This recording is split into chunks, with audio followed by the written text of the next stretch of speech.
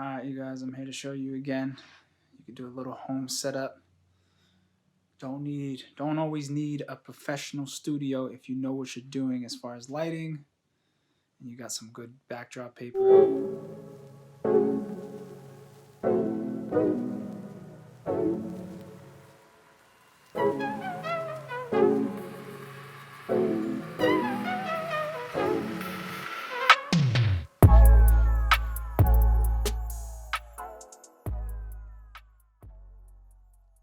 Don't always need a professional studio if you know what you're doing as far as lighting and you got some good backdrop paper. I got this backdrop paper from Amazon for about like 80 bucks for 12 yards.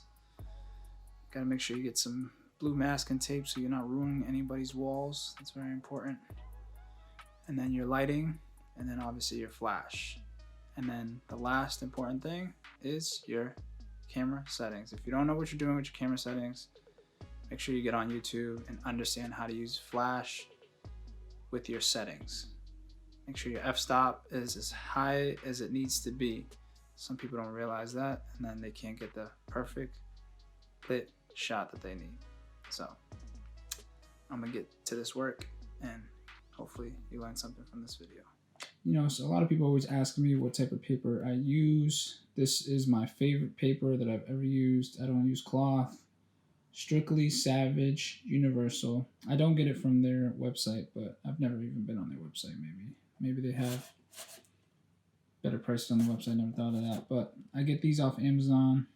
This is the super white seamless 86 by 12, well 86 inches wide.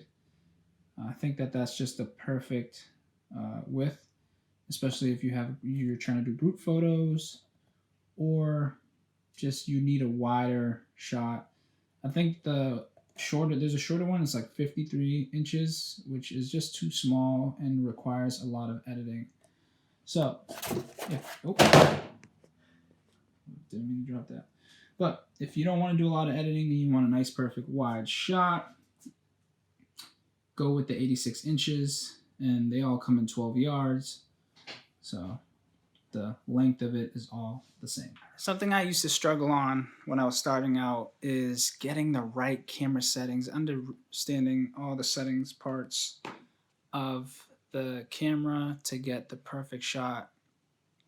Obviously, if you don't know, if all your settings are lower, you're not going to give the camera enough time to let all the light travel through the lens, the mirror, hitting the sensor, all that great stuff that you need to get a well-lit picture.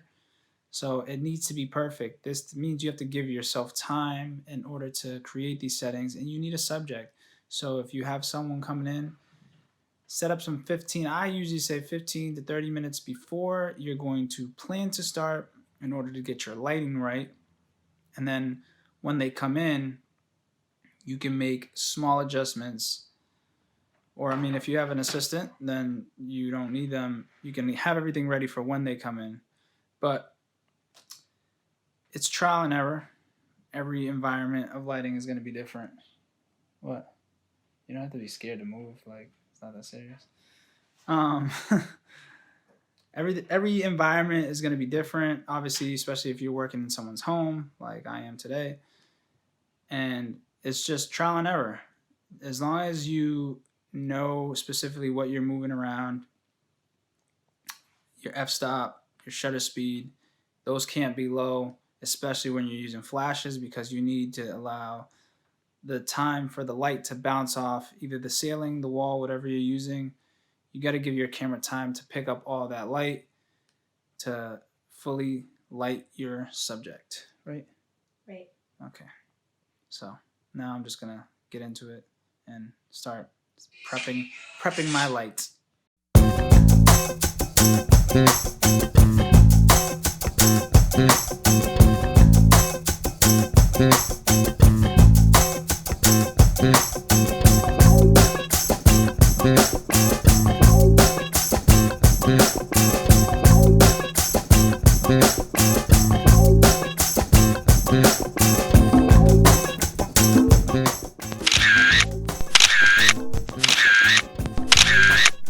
do hope you enjoyed that video. If you're wondering, my shutter speed was at 160, my f-stop was at 8, and my ISO was at 800.